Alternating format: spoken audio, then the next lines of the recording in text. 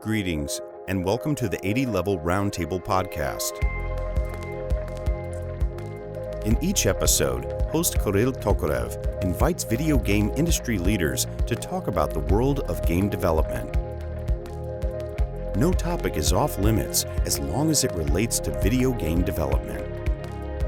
New episodes are in the works, so remember to follow us or subscribe and share with someone you know will also enjoy the podcast. Ilya, first of all, thank you so much for joining us today. I know you're super busy, and thank you for finding some time to do this. Yeah, man. Yeah, thanks for finding time to meet me finally. No problem. It's like this is the second time we're trying to schedule this. Okay. I have a question before we kind of go into like the details and talk a little bit more about what you do.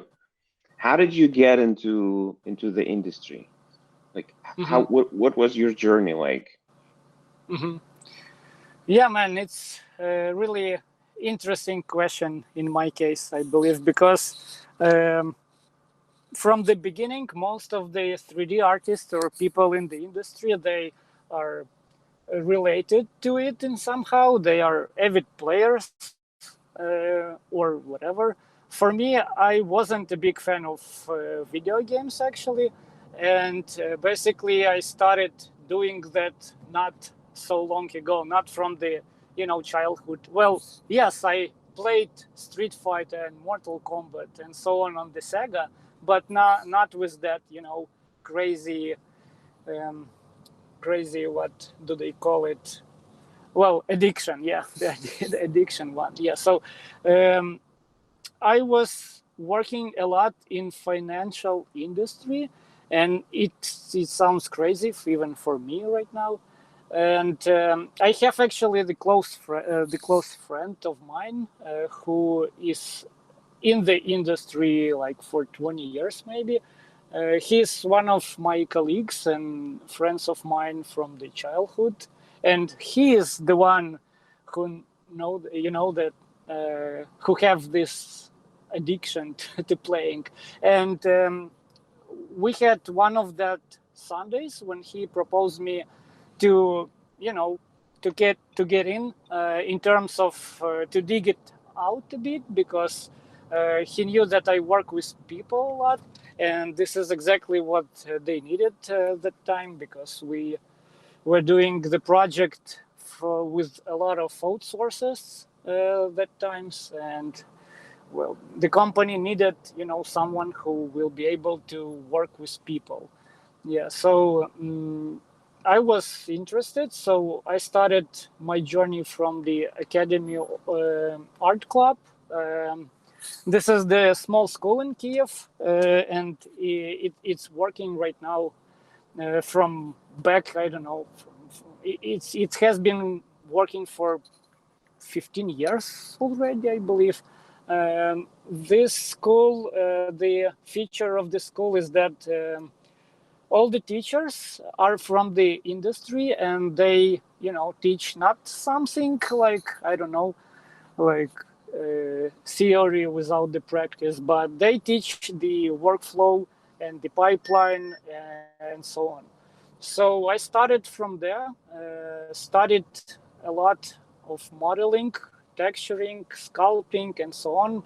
It took me, I believe, year and a half in general, along with my work in financial sphere. It was crazy days because I had to stay to the mid of the night to do my tasks and assignments, and then wake up and go to work in the morning. So it was crazy. But then I started to work in wargaming company with modeling tanks and props for the console project. That time we was transferring from the PC to console, and there was a lot of work. Basically, we were redoing all the maps, from the scratch. So it was really great experience for the junior like me, and so on. So the project it had, I believe, year and a half in general to be done. And I worked as an artist and as an outsource manager. So it also allowed me, to see a bigger picture of how things is going on. Yeah, so was the start actually, and then more and so on, so on. So I don't know. I can talk about it a lot. So So would you say that like Kiev and Ukraine have like a powerful base for like 3D art modeling and game development? Are there a lot of people who can teach you how to do it? yes and no in the same time, because we have a lot of schools right now. I won't be saying the names, so we don't want to, to spoil somehow our Yeah, it's relationships. okay. But still, there are a lot of schools, but I believe not in all of them people, related so much as in art club to production itself, because these guys actually doing production, and in the evening they teaching others. It means a lot, because in this way you can get like a strong base. You know exactly where to point your attention and from what to start, and not to dig somewhere where it's not needed on the moment. So at the moment, so that's it. So yes, I believe in Kiev we have like a strong foundation of 3D art itself, because right here situated companies and people who were in the beginning of the outsourcing, I don't know, in late 90s and early 2000 and so on. Yeah, so but you have to, if we talk about the guys who don't know where to go to study, I would highly recommend you to dig some information about the schools, about the guys who is teaching, and about where they are working and what project they do, and so on, and consider what actually you could get from them. I actually have Because another question. So Ilya, you had yeah, this very interesting journey from basically finance to doing art in games. It's mm-hmm. like if somebody was, selling gold in the bank and then suddenly wanted to become an opera singer, right? So Mm-hmm. it's a very different vibe. It's very different people. And I'm Mm-hmm. wondering, like, what was your like impression when you first started working with designers and creative people in the industry? What were like the biggest maybe culture shock things for you? Like, what was the most kind of shocking thing that you learned when you started doing this? Mm-hmm. Yeah, it's very cool question actually, because in the financial sphere, and I respect it a lot, because it's all about money, in terms of how to operate with money, and not much people have deep understanding with that. So I really respect people from that sphere, but um, it's tough one, because first of all you can't in most cases you can see the product, sorry, you can touch it with your hands, like in 3D, for example. So for me the first one which influenced on me was that you can instantly see the result of your work. In finance it worked like that, but not always. If we talk in terms of product, yeah, in terms of people, you're totally right. The people are super different, and finance is all about this corporate culture, like ties, like white shirts, and blah blah, and all other uh, No, I like understand what default, you mean. yeah, like default settings, if I can say so, for the people in the industry. So if you work in finance, you have to be like super smart, super serious, with a tie, and all this sphere and relationships are based on that, and in 3D or whatever, in art itself, the people are more, I don't know, free minded, if I can say so. Like it's for me, it's much easier to communicate with these people. Uh, we speak on the same language. I don't know, maybe I can say like that. Like you're not afraid, if I can say so, sorry for that. You're not afraid to talk to your boss, for example, and to talk with him like with a friend, like to tell him like, dude, this art is shit, we should do like that, yeah, and this is Uh-huh. completely clear and the standard situation for the art sphere. And in finance, it doesn't work like that. So So yeah. yeah, I kind of understand what you mean Mm-hmm. because for a weird, I don't know, for like a weird twist of fate, I work with both parties. So I work with people who are doing a lot of finance and like payments, and I also work with a lot of people who are doing art.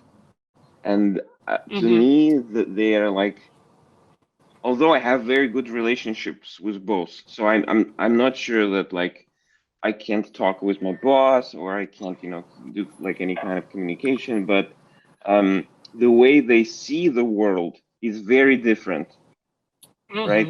Yep. When I Yep. when I Yep. speak with people who are doing finance and like investing and all this like high level shit, it seems to me like they all think like very like an entrepreneurial, like not even entrepreneurial, like almost like they're building like an industry, like very high level. They think about the processes, they think about like Mm-hmm. the a lot about the workflows, they think in terms of numbers and scale, right? That's like a very important part of it. And at the same time, when I speak about people who are doing art, they are concentrating a lot on going the other way. They're going like from very broad thing to a very particular thing, and they're kind of like going from general shape basically to more details. Like you're doing a zebra sculpt or anything. Like Mm-hmm. it's Mm-hmm. like in their thinking, in the way that they kind of perceive the world. And my question coming from this is, you worked as a manager in this industry, Mm-hmm. and that's very interesting for me. So, if there is anyone who's entering this 3D scene or art scene, or anyone who's doing managing of designers, usually they're Mm-hmm. having a very hard time because they really don't, Uh, yeah. Yeah.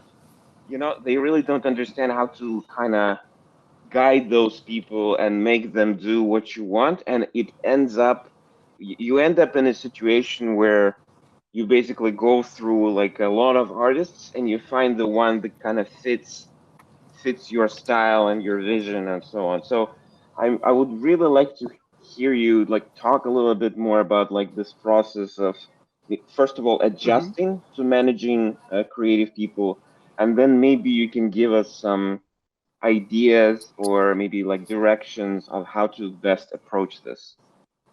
Mm-hmm. Yeah, man, you touched a very sensitive and wide thread, actually. So I got the point.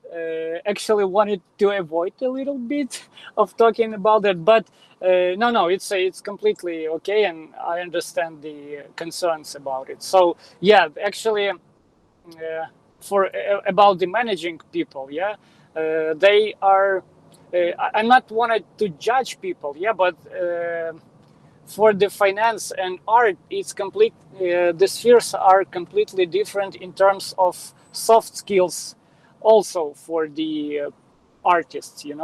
I'm not talking about like knowing technical stuff and so on, but I'm talking more about the let's say, priorities, let's say, organizing the work, So in finance, people more used to instructions like, the completely clear workflow of something, and all the companies, most of the companies, they have like standards for some processes. They have like ISO, correct me if I wrong, system for the processes where everything is specified, and if you don't know something, you just can go and check it, and that's it.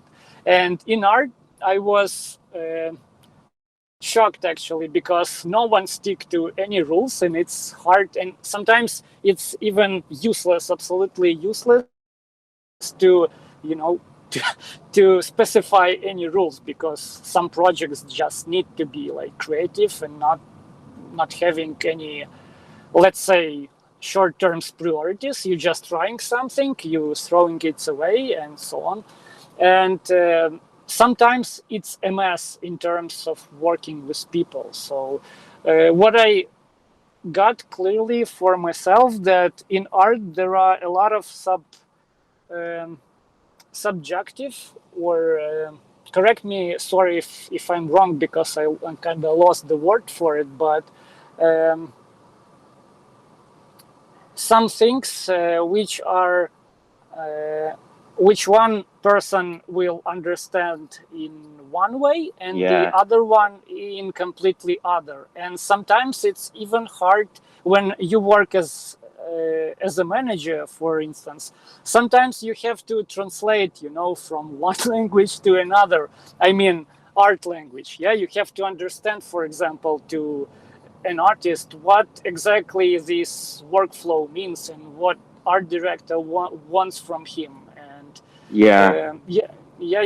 and that's where I'm struggling actually a lot, and I believe a lot of other managers and guys who are connected to these workflows too, because sometimes it's just impossible. So artists do something, in the end it's not what they wanted, and we have to find what exactly. And all that depends not only on professional skills of the artist itself or me as a manager, but in general soft skills, I believe, how people can perceive feedback, how they mentally okay with trying out and throwing out this work, and so on. So for me, it's all about the soft skills. And what I got from my experience, that it's very important to, when you hiring people, so I faced a lot of situation when guys, for example, have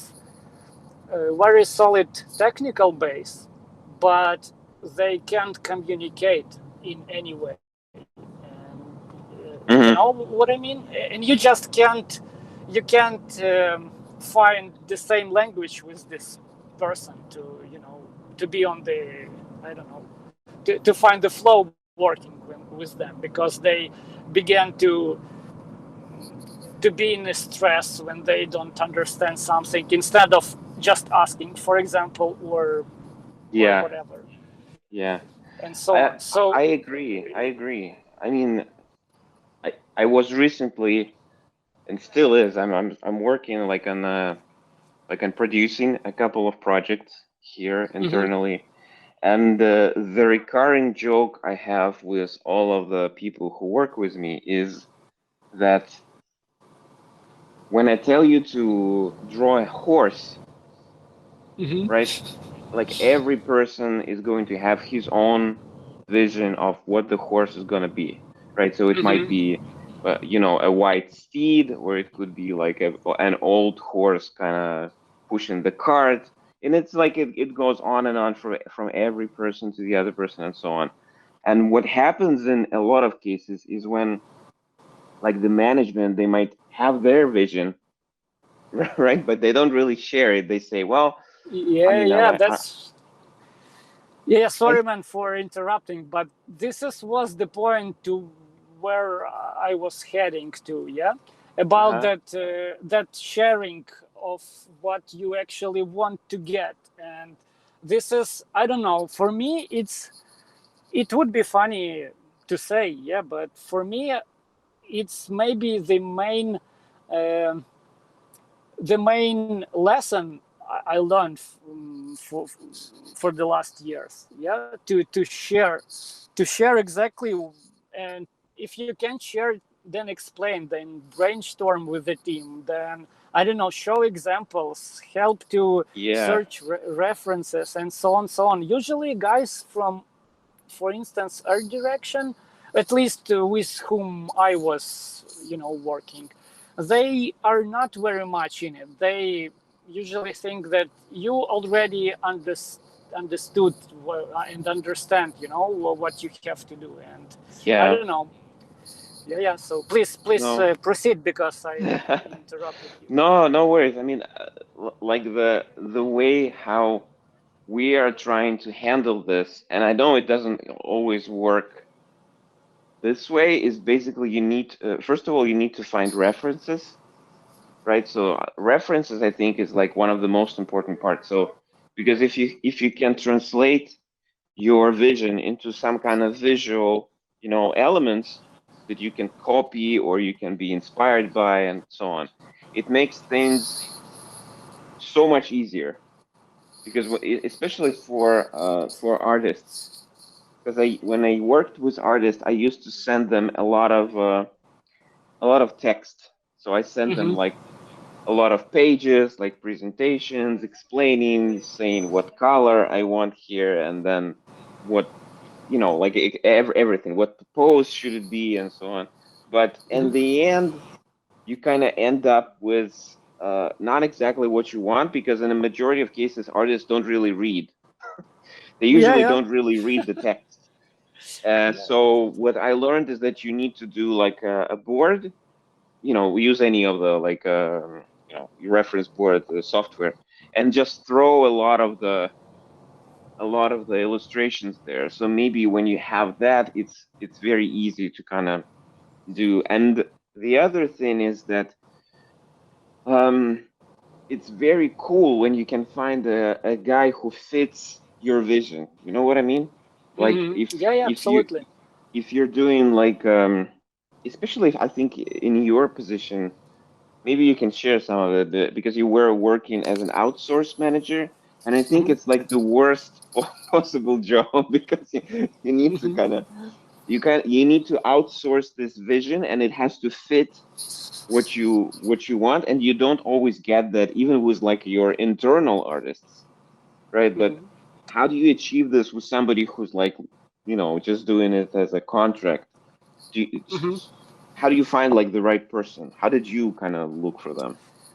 Man, well, actually, as for me and my situation, yeah, I wasn't able to choose with whom to work. Actually, we had a couple of partners, and we just, it was default scheme to work with them. And my luck, I was working with the team from India, yeah, and these guys are really awesome. I'm thankful for that experience. Actually, we had some troubles in communication, because um I'm talking not very good in English, yeah, but some guys from India are even worse than me, yeah, and sometimes we had troubles to communicate properly, but still they have really smart and awesome people who, mm, I don't know, who just know what they're doing. They are professionals, I think,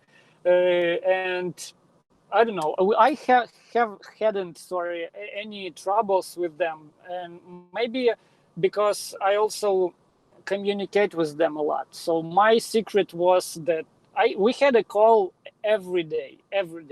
Like sometimes we had like couple hours of talking, like showing the examples. So what I was doing, I was preparing, and this is from finance. Actually, I was preparing like let's say guidelines, but not with like sober text, but more with screenshots of how we should do and how we shouldn't. And we did some reviews on the mistakes, for instance, but not only only mistakes, but also on the good examples. So my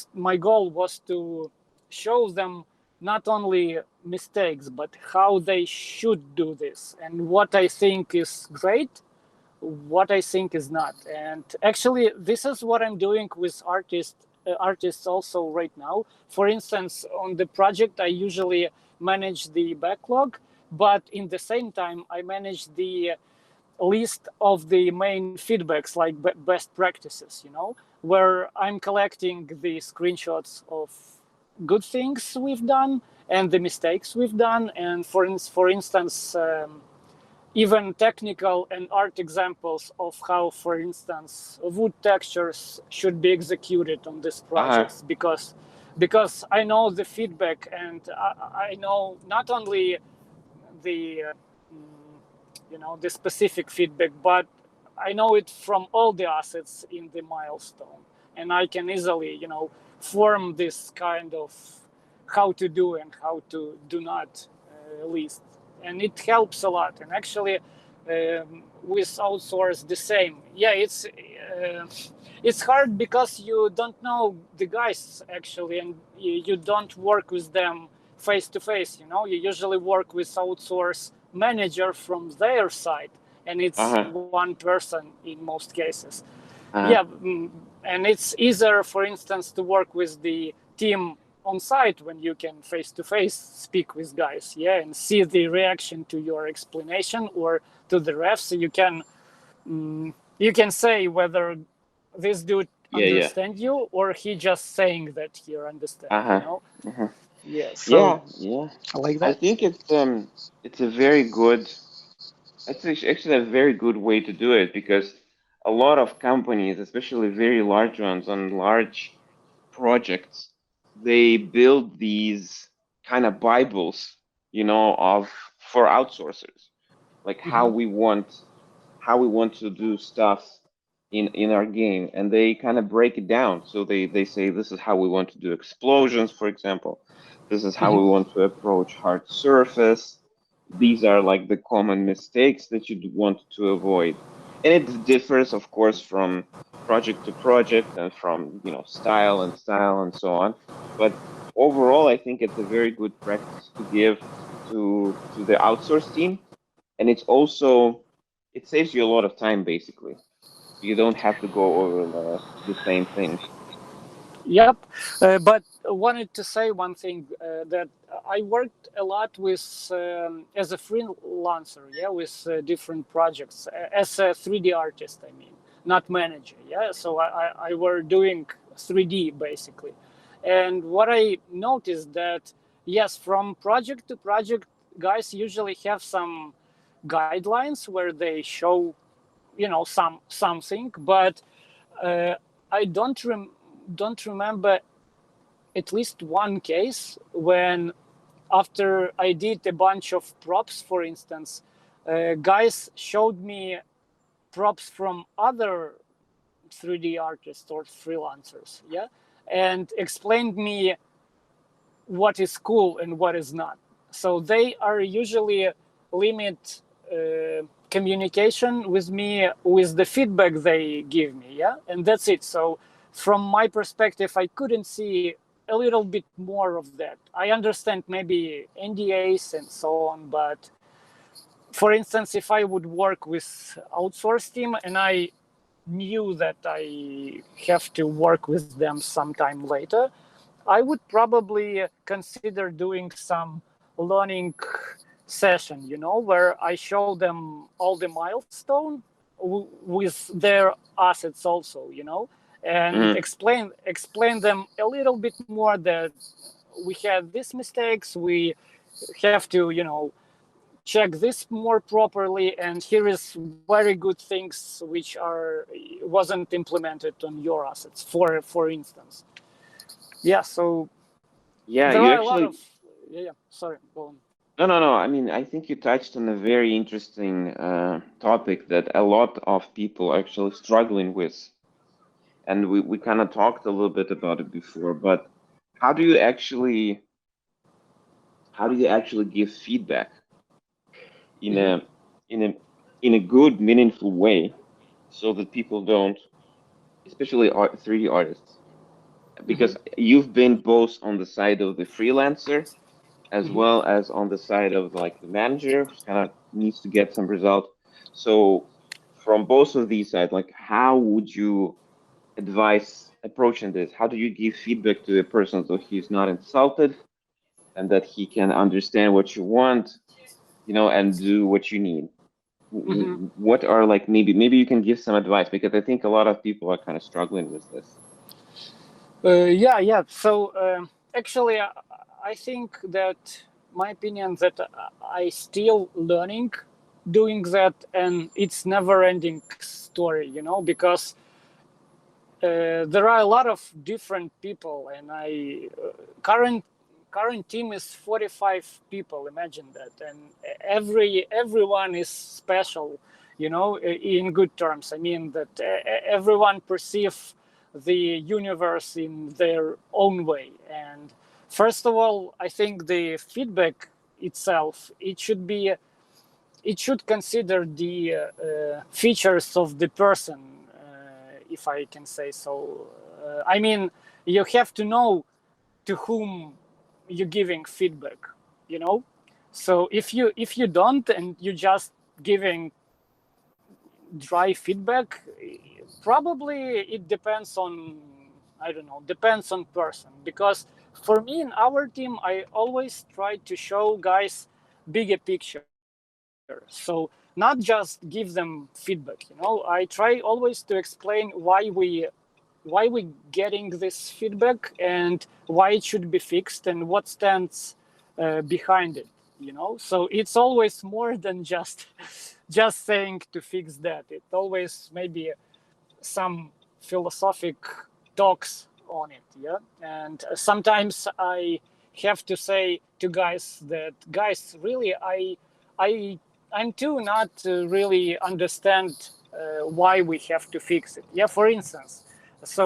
For instance, we have situation when player won't actually see these changes. Yeah. But our guy who is responsible in the end, he wants it to be fixed because, I don't know, because it should be, and that's it. And sometimes I have to, to show my artist that I understand that, and yes, this is our work and we should do like that. Like, this is the one side of this. So just show the bigger picture to the guys, and to be honest, maybe not hiding behind something, when you're giving that. So Do you this is, think yeah. do you think it's important to have like background in 3D and understand how this stuff works to be managing a team like of creative talent? Do they trust you more when you do? Do they Uh, believe you more?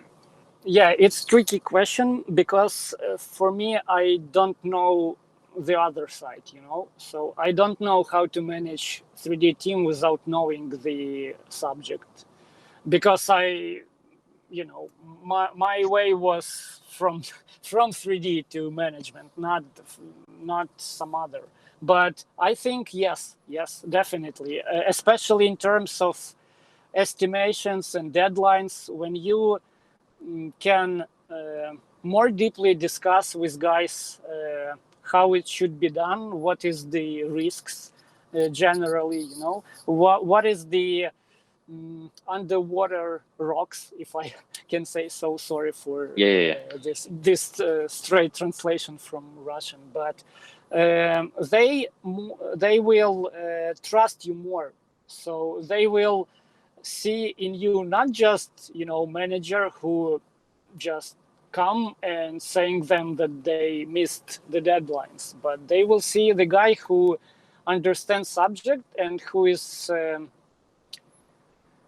concerned same as they about not to just meet the deadline, but also how to do this. Yeah. And actually, I believe this is the foundation to relationships between manager and the artist in general. So this one and the other one, as I mentioned before,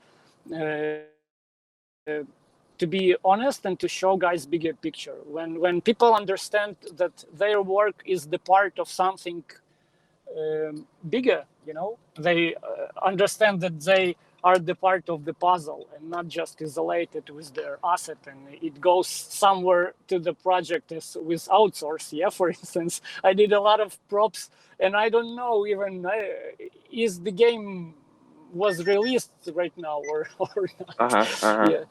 Yeah. So when you clearly see where things is going, it's easier for you, to make these changes, to perceive the feedback and so on.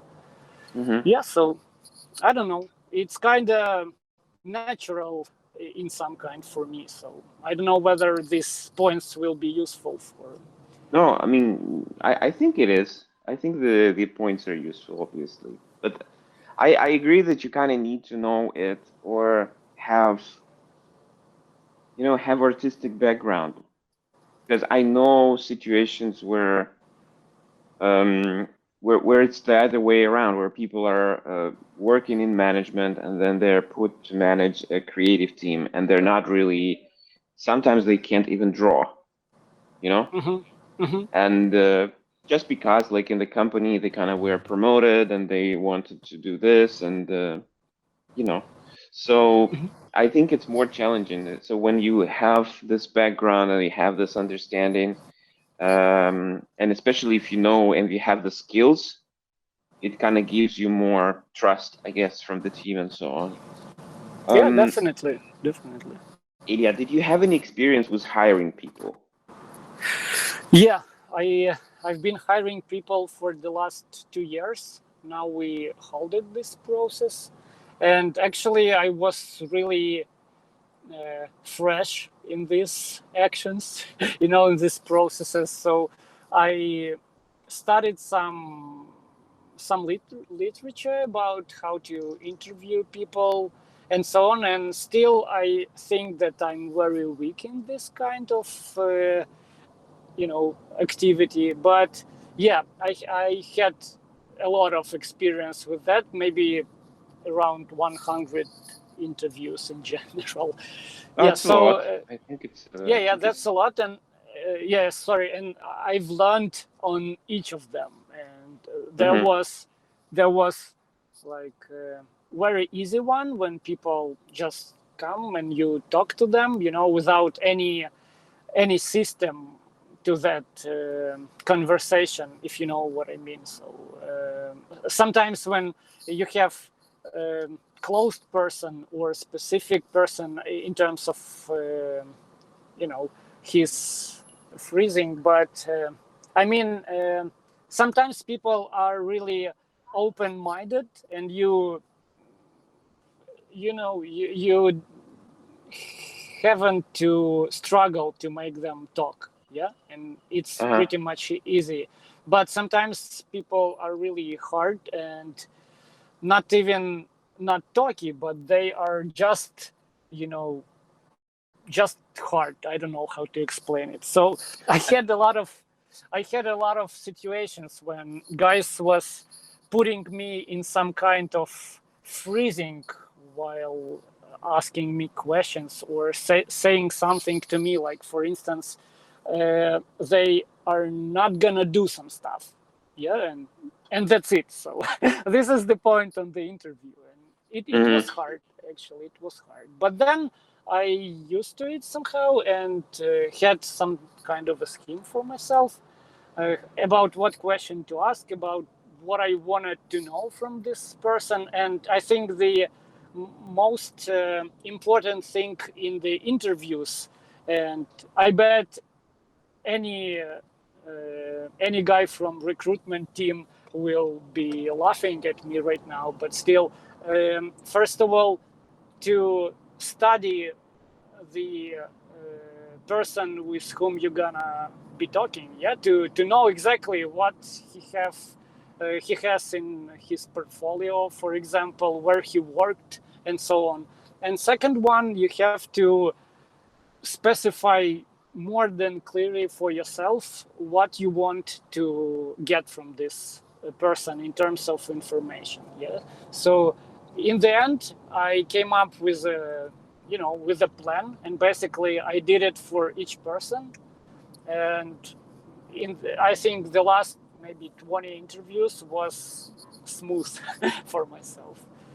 So maybe ask me some specific question about hiring. So when you're hiring, so one of the first steps is basically sourcing, getting the candidates, right? So getting the resumes and figuring out whom you're gonna interview. So what are the sourcing tools that you're using? I'm especially interested in in your own kind of company website.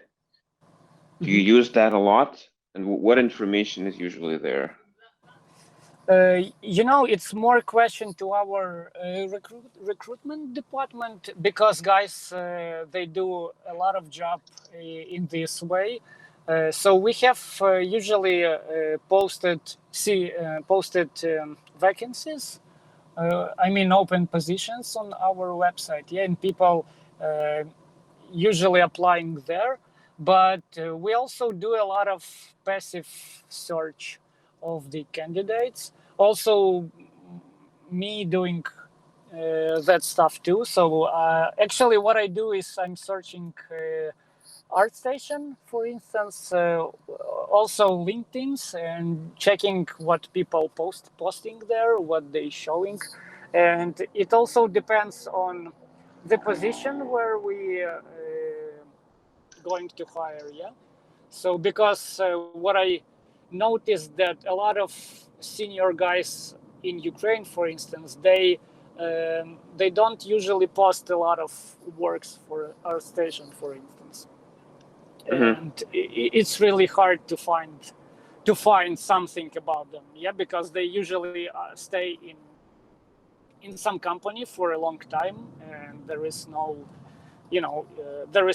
sense of posting a lot. So but still, my main instruments is ArtStation, I believe, and for sure the recommendation of my contacts and guys from the team, because the team is huge, and we usually posting open positions inside first of all. So something I think like that. one of the problems that you have when you're working, and especially when you're trying to find some high-level candidates, graphical engineers or those kind of people, you don't really see their work anywhere. And you don't really see them, and you don't really know where they are, because these are the ultimate passive candidates, right? So you mentioned passive candidates who are they're not really looking for a job, and they're not really updating their portfolio. They don't really update their LinkedIn. They're kind of stay in one company for years, and it's fine for them. They don't really want to move.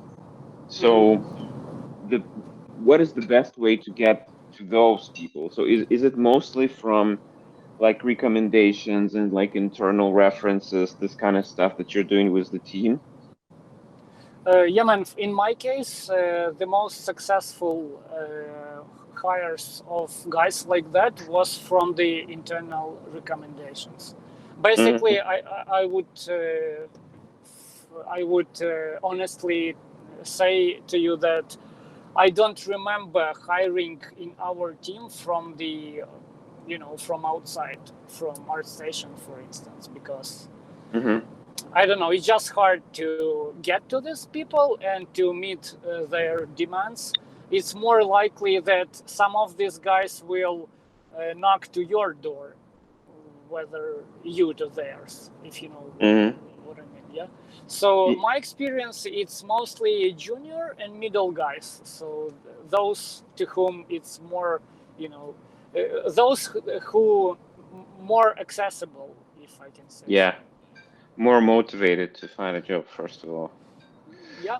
Yeah. So, Ilya, when you're looking for these candidates and we're having these conversations, what are like the three main things that you're looking in? We want to share this Mhm. with the community and kind of explain them the important parts of this process. So to kind of end up our recording, can you mention like the three main things that you should be kind of projecting when you're doing an interview with the potential employer, or maybe doing even like sending a resume? Mhm. Yeah, of course. So I think I would split it to junior and middle positions because I'm more familiar with that. And for me, it's kind of obvious and it's logical, because we are artists, and the first thing I will look at is the portfolio. It's obvious as I don't know as what. So for me, I always work on my portfolio to have it updated, at least once a year. Yeah, and I'm not related all the time to 3D. So for guys who are related to it every day, I think it's must have like good works in portfolio, because what we gonna be discussing if not works in portfolio. So thing first is updated works in portfolio. So I will be completely okay if this works will be not complex.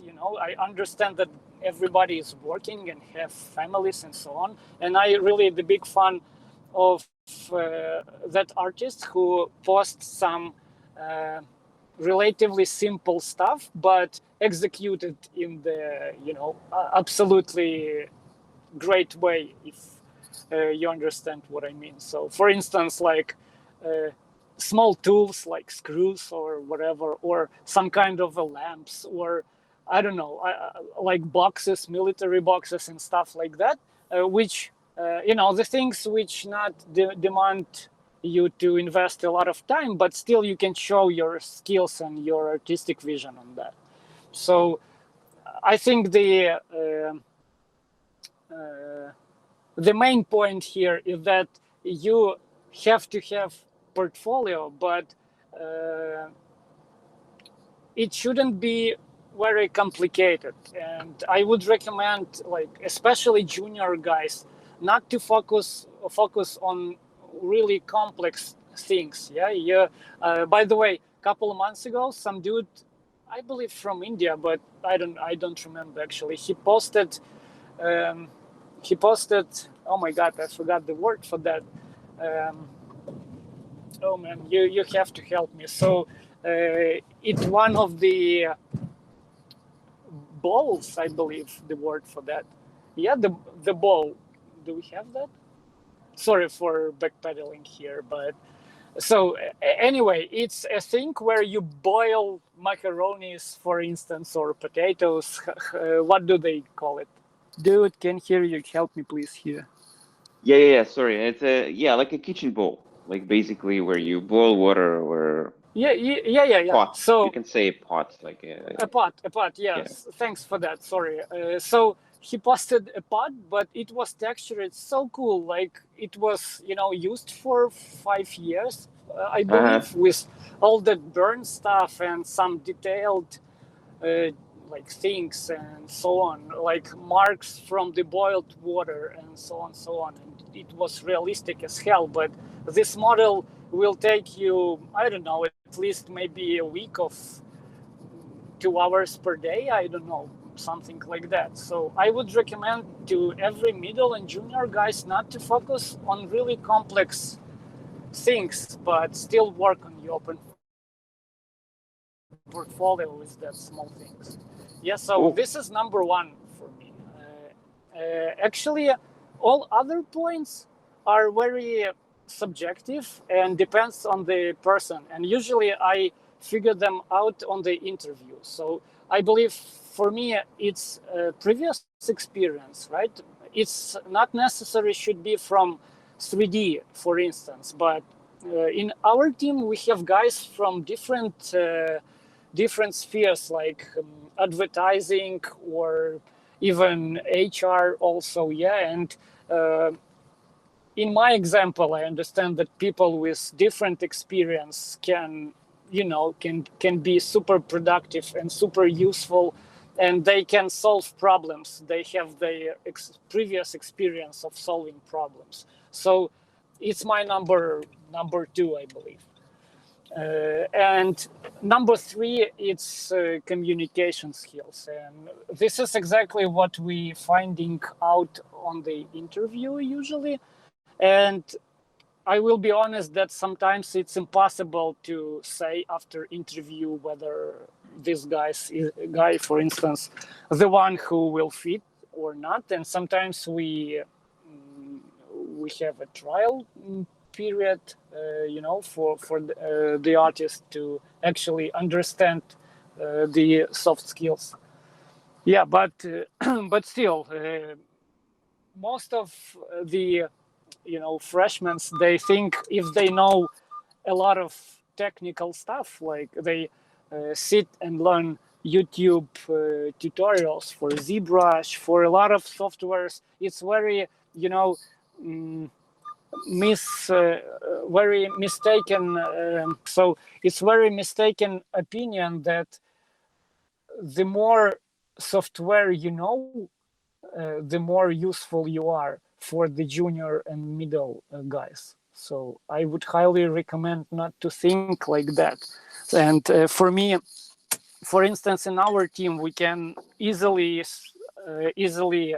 learn any software or workflow, and we usually help juniors, and we have that period of learning, and it's not a problem to study ZBrush, for example. The problem is to have good communication, to explain what you will be doing, to explain what you don't understand, for instance, to solve some production situations, some conflicts, for instance, and so on, to prioritize work and to think in the logical and organized way. And sometimes juniors, even middle guys, they just underestimate this type of skills.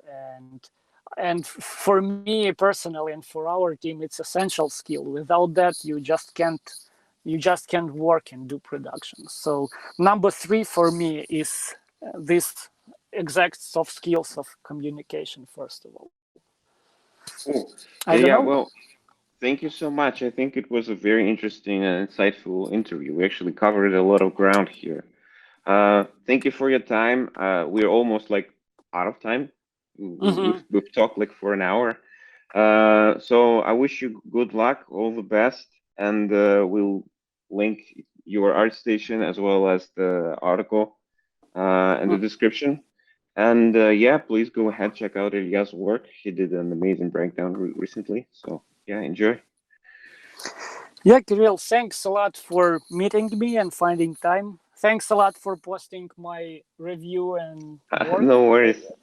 Yeah, I really appreciate it, and I'm happy that I had luck to get noticed and to talk to you. So looking forward to next interviews or works or whatever life gonna make our cooperate. Yeah. Cool. Okay. Thank you so much. Thanks a lot. Have a great weekend. Yeah. Bye-bye. Thanks for enjoying another episode of the 80 Level Roundtable podcast. Check out upcoming episodes on the 80 Level website at 80.lv. Join our career site at 80.lv/RFP. And share our podcast with friends and on your social networks.